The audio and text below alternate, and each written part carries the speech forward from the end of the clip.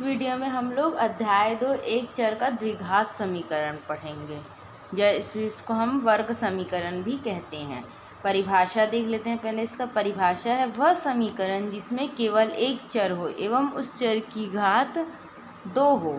तो इस प्रकार के समीकरण को हम क्या कहते हैं, एक चर का द्विघात समीकरण या वर्ग समीकरण। यानी कि ऐसा कोई भी समीकरण जिसकी जो है घात 2 होनी चाहिए और केवल एक चर होना चाहिए, उसको हम कहते हैं एक चर का द्विघात समीकरण। वर्ग समीकरण या द्विघात समीकरण का व्यापक रूप इसको हम इस प्रकार से लिखते हैं, a x square plus b x plus c बराबर 0, जहाँ ए क्या है एक्स स्क्वायर का गुणांक, बी एक्स का गुणांक और सी अचर संख्या होगी और एक्स जो है हमारा चर मान होगा। एग्जाम्पल देख लेते हैं इसका। जैसे उदाहरण हो सकता है,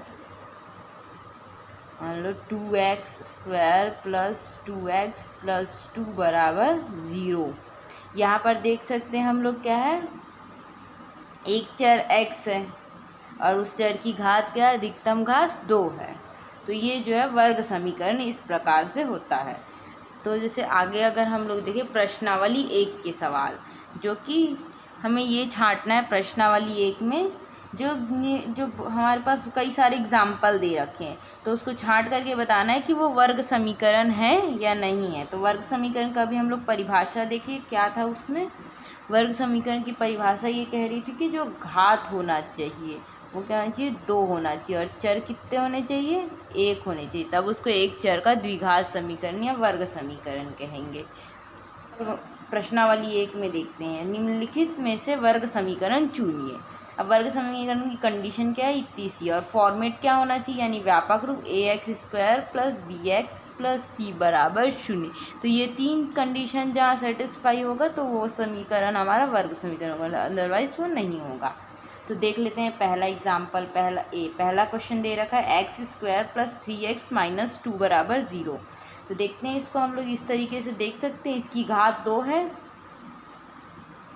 और इसकी घात देखें तो घात कैसे देखते हैं, किसी भी पद में जो अधिकतम वाली रहते हैं तो अधिकतम 2 जा रहा है, यानी हाँ इसकी घात 2 है। चर की संख्या 1 है, x 1 है, ठीक है, ये दोनों चीज़ें सेटिस्फाई होगी। तीसरा क्या है, a x square plus b x plus c के रूप में लिखा हुआ है, हाँ लिखा हुआ है, तो ये लिखा हुआ है यानी कि यह एक वर्ग समीकरण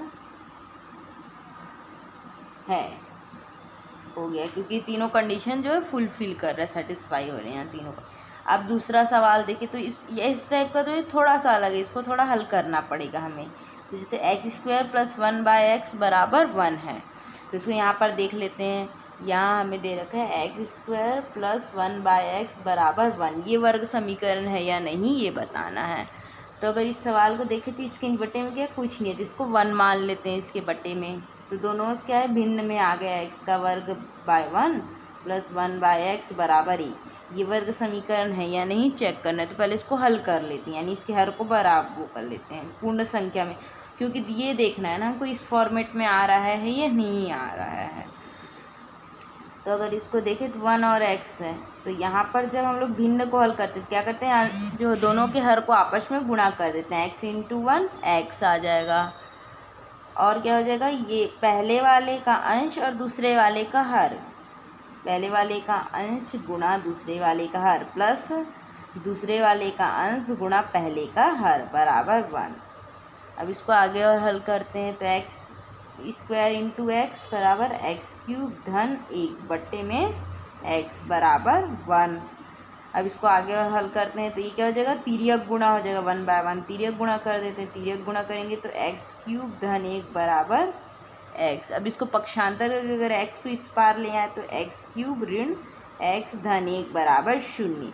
अब क्या ये हम देखें वर्ग समीकरण है, तो नहीं, क्योंकि यहाँ अधिकतम घात क्या दे रहा है, 3 दे रहा है।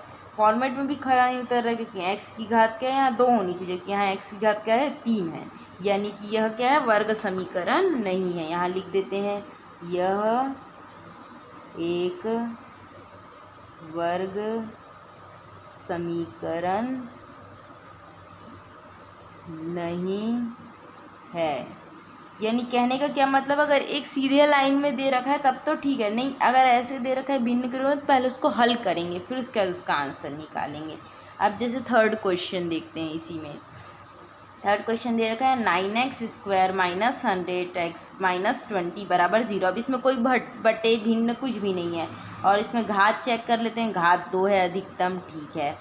चर की संख्या 1 है जो कि x है, और फॉर्मेट जो हमारे ax² plus bx plus c बराबर 0 में है। हाँ, क्योंकि देखो अगर हम दोनों की तुलना करते हैं इस व्यापक वर्ग समीकरण की और इसकी, तो a बराबर क्या लिख सकते हैं, 9 लिख सकते हैं, b बराबर -100 और c बराबर -20, यानी कि यह एक वर्ग समीकरण है। यह एक वर्ग समीकरण है। अब अगला क्वेश्चन देखते हैं। अगला क्वेश्चन देखते हैं x इंटू एक्स माइनस 8 बराबर 0। ऐसे सवाल में क्या है, इसको थोड़ा सा हल करके देखना पड़ेगा। x into x minus x बराबर 0, ये क्या है, x ब्रैकेट में दे रखा है, यानी कि कहने का क्या मतलब, ये जो x है, अगर इसको यहाँ पर देख लेते हैं, x इंटू में दे रखा है x माइनस 8 बराबर 0। इसको चेक करना है हमको, ये वर्ग समीकरण है या नहीं है। तो ऐसे सवाल में हमको क्या पता चल रहा है, इस ब्रैकेट का मतलब ये जो x है ये इसमें भी गुणा है और इसमें भी गुणा है। तो इसको हल कर लेते हैं, x into x minus x into 8 बराबर 0। ये क्या हो जाएगा, x into x, x square ऋण 8x बराबर 0। अब देखते हैं ये क्या वर्ग समीकरण है। तो हाँ है, क्यों, क्योंकि इसको x² घात तो ठीक है, अपने पास 8x प्लस 0 बराबर 0 भी लिखते हैं, यानी यहाँ पर अचर संख्या क्या है, हमारा 0 है बस, लेकिन है तो वर्ग समीकरण, क्योंकि एक चर भी है, अधिकतम घात 2 है, यानी कि ये एक वर्ग समीकरण है। तो लिख देते हैं, यह एक वर्ग समीकरण है। अब अगला सवाल देखते हैं, x² माइनस 3 वर्गमूल x प्लस 2 बराबर 0। अगर इस सवाल में हम लोग देखें, है ना, तो इसमें घात तो ठीक है 2 है, लेकिन और घात तो अधिकतम घात 2 है, ठीक है, चर भी एक ही है, लेकिन जो भी चर होगा उसकी घात पूर्णांक संख्या होनी चाहिए। और अगर हम लोग इसका फॉर्मेट देखें व्यापक वर्ग समीकरण, तो वो क्या है, ax² plus bx plus c, और यहाँ पर किस फॉर्म में आ रहा है, x² माइनस, मतलब जो b वाला पार्ट है ये, इसमें क्या है, वर्गमूल x ले रखा है, अगर वर्ग था, लेकिन वर्गमूल x तो इस फॉर्मेट में नहीं है, यानी कि यह एक वर्ग समीकरण नहीं है। यह एक वर्ग समीकरण नहीं है। अगला क्वेश्चन देखते हैं इसके बाद, प्रश्न 5वां, x माइनस 2/x बराबर ऋण x।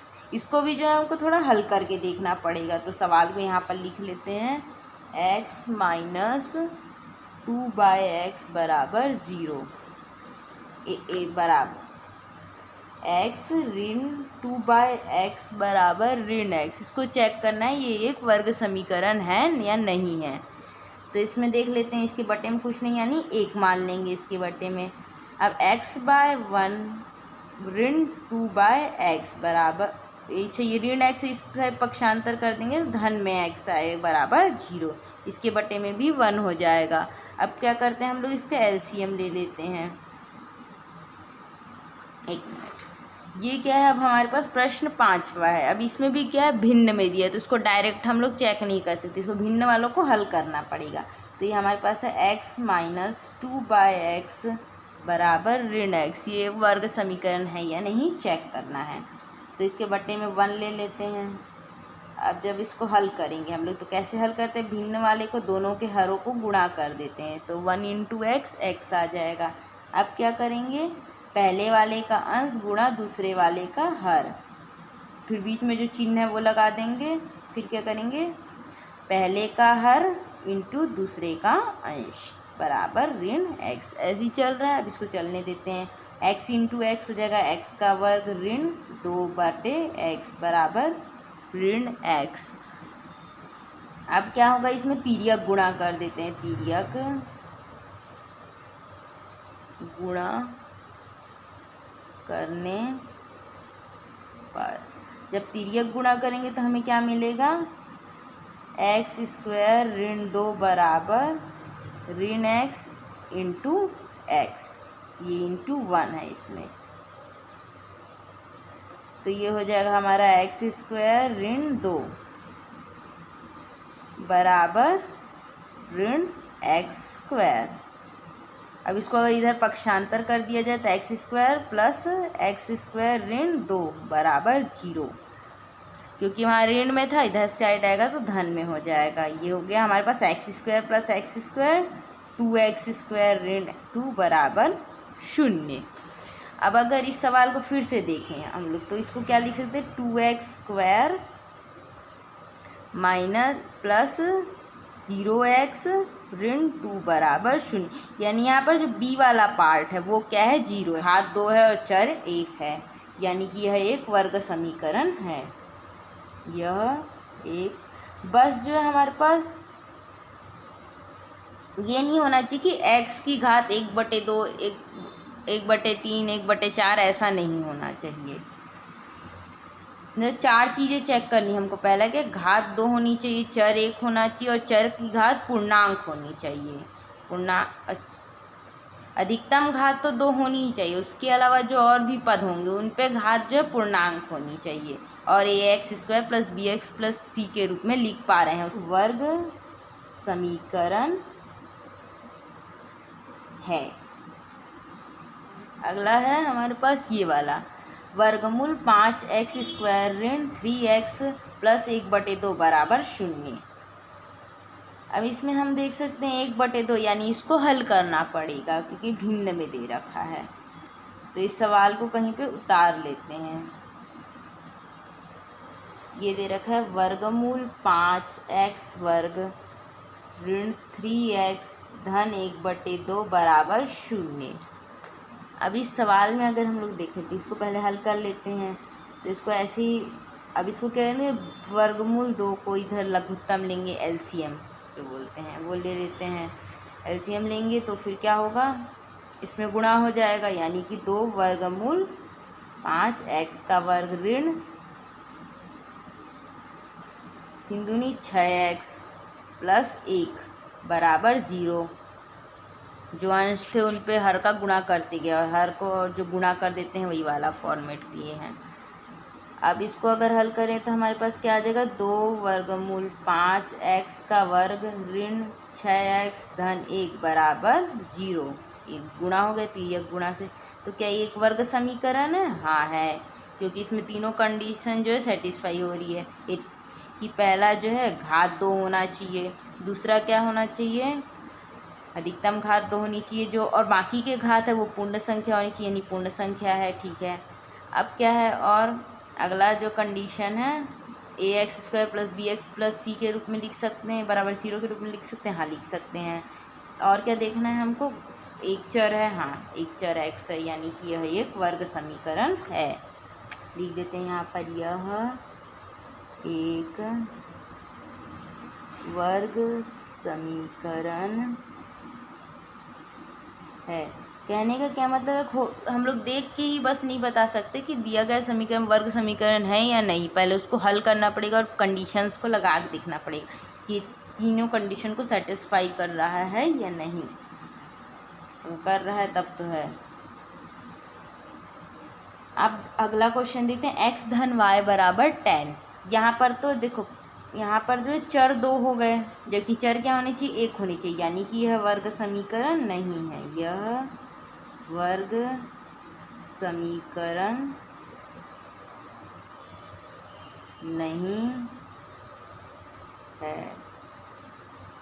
अब जो हमारे पास अगला सवाल है, एक्स स्क्वायर माइनस 10x बराबर 0। हाँ ये देखो, इसको क्या लिख सकते हैं, x square minus 10x plus 0 बराबर 0, यानी यहाँ पे क्या है, सी पार्ट जो है 0 है, यानी कि यह वर्ग समीकरण है।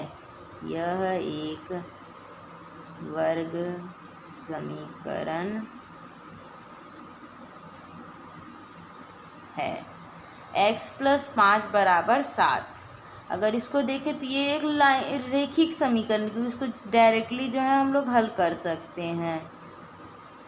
यानी कि यह एक वर्ग समीकरण नहीं है, यह एक वर्ग समीकरण नहीं है, क्योंकि इसकी घात क्या है, 1 दे रखी है, जबकि अधिकतम घात कैसी होनी चाहिए, 2 होनी चाहिए, तब तो वर्ग समीकरण होगा।